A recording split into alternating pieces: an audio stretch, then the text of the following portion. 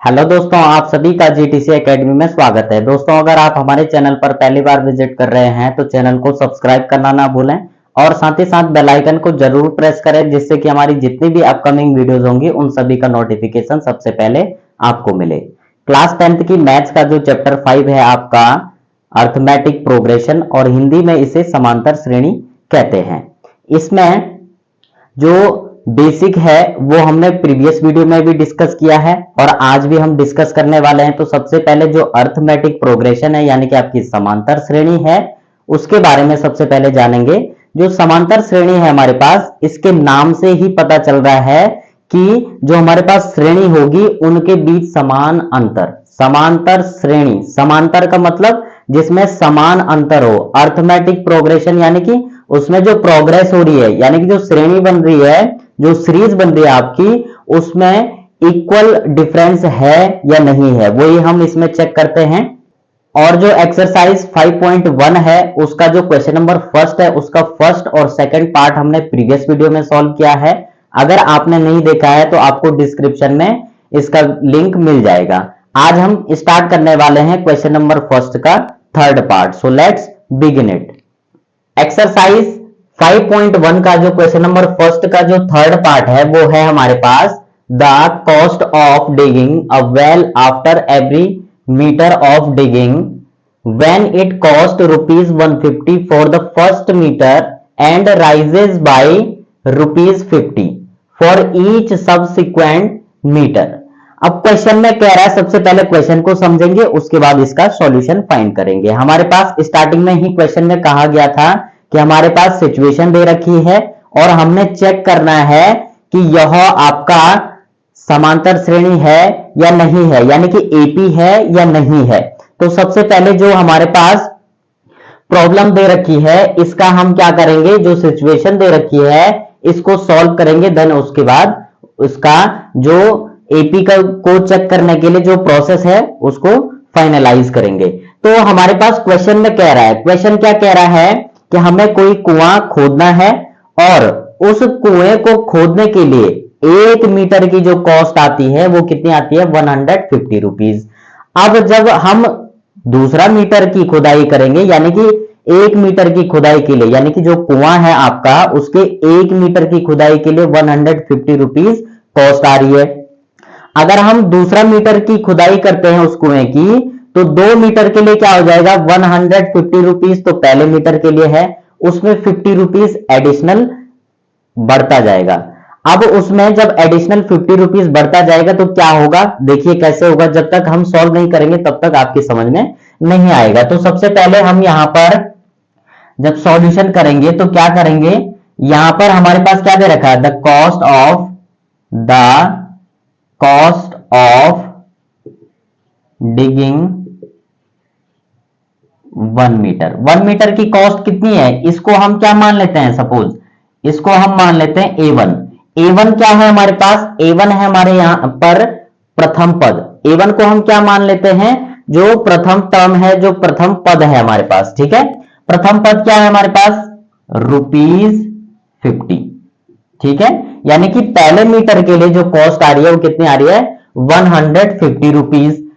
Same condition जब हम इस कुएं के दूसरे मीटर के लिए 2 मीटर की खुदाई के लिए इसको मान लेंगे हम A2, ठीक है। तो A2 के लिए क्या होगा, इसमें कह रहा था कि 150 तो 1 मीटर के लिए है।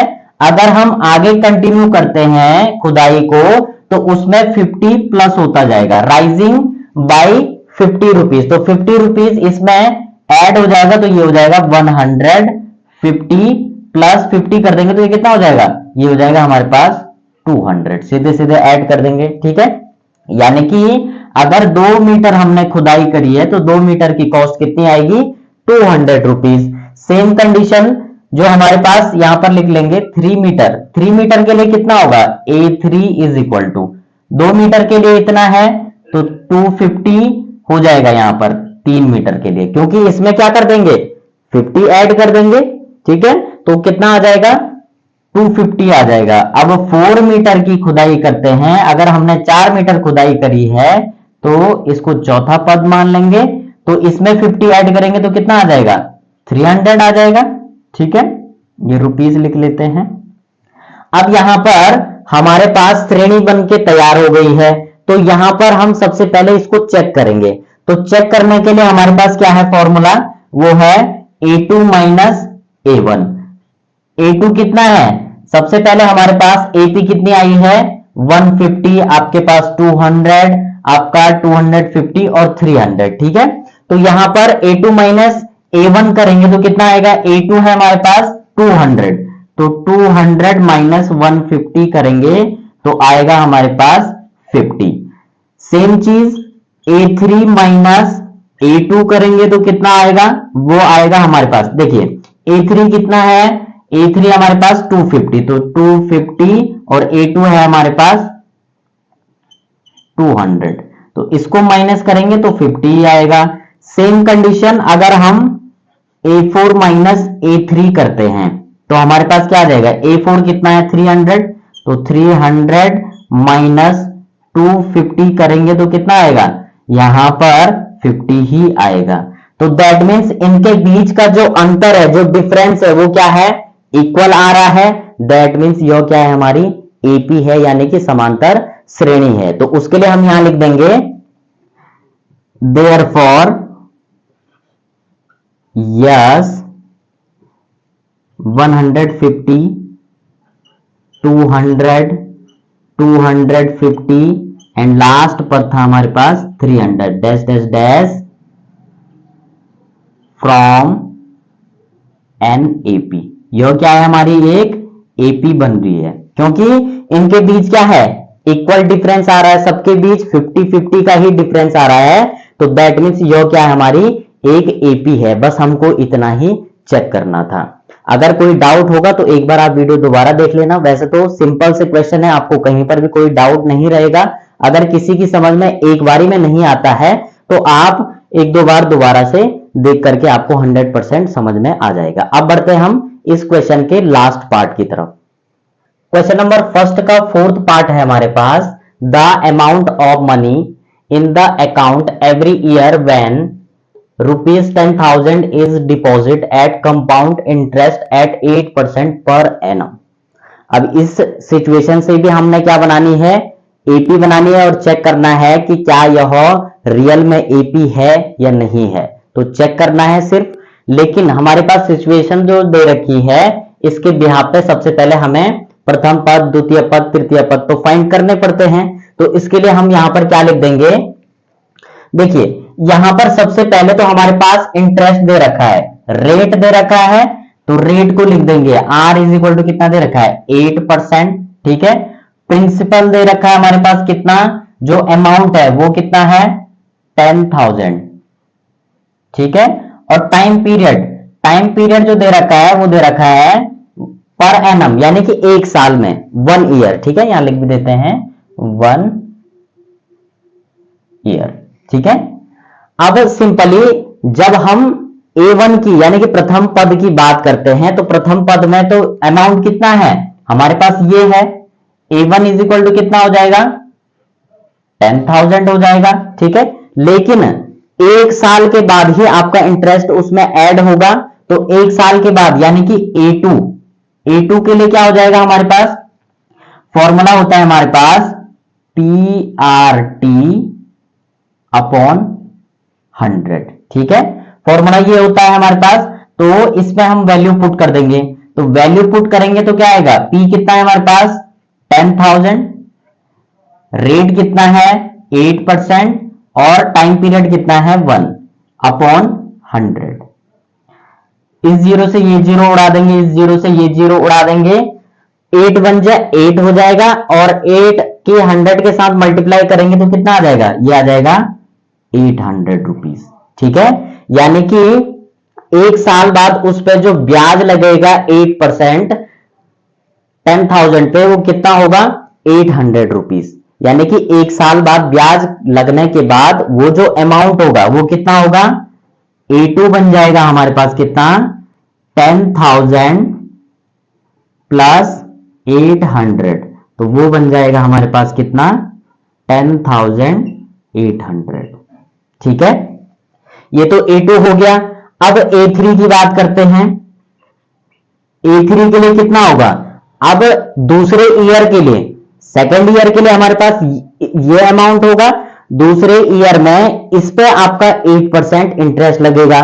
तो दैट मीन्स हमारे पास प्रिंसिपल कितना आ जाएगा, 10,800 मल्टीप्लाई 8 मल्टीप्लाई 1 ईयर के लिए लगेगा अपॉन 100 हो जाएगा हमारे पास। ठीक है, तो जीरो से ये जीरो कैंसिल, इस जीरो से ये जीरो कैंसिल, 8 1 जा 8, 8 की मल्टीप्लाई 8 108 के साथ करेंगे तो 8 8 जा कितना हो जाएगा, 64 का 4 6 कैरी, 8 0 जा 0 6 कैरी था तो 6 आ जाएगा और 8 1 जा 8।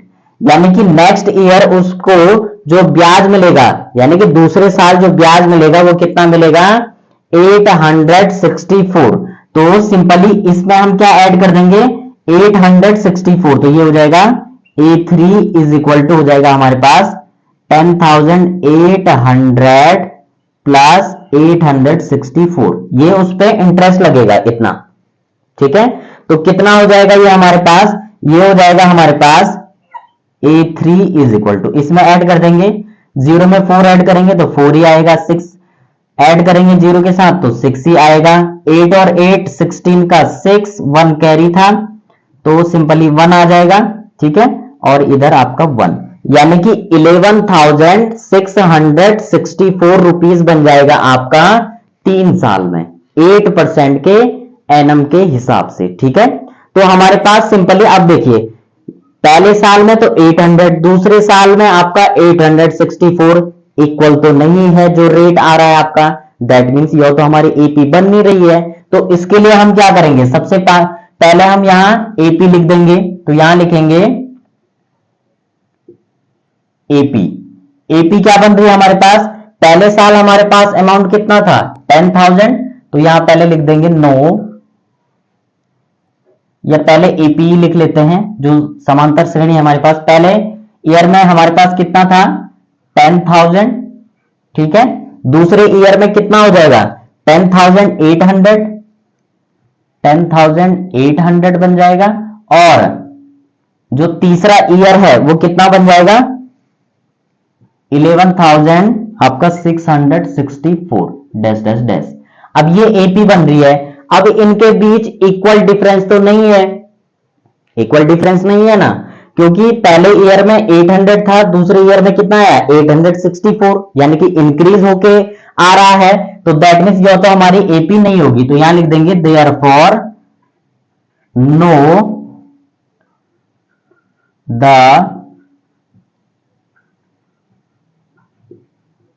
difference is not equal, therefore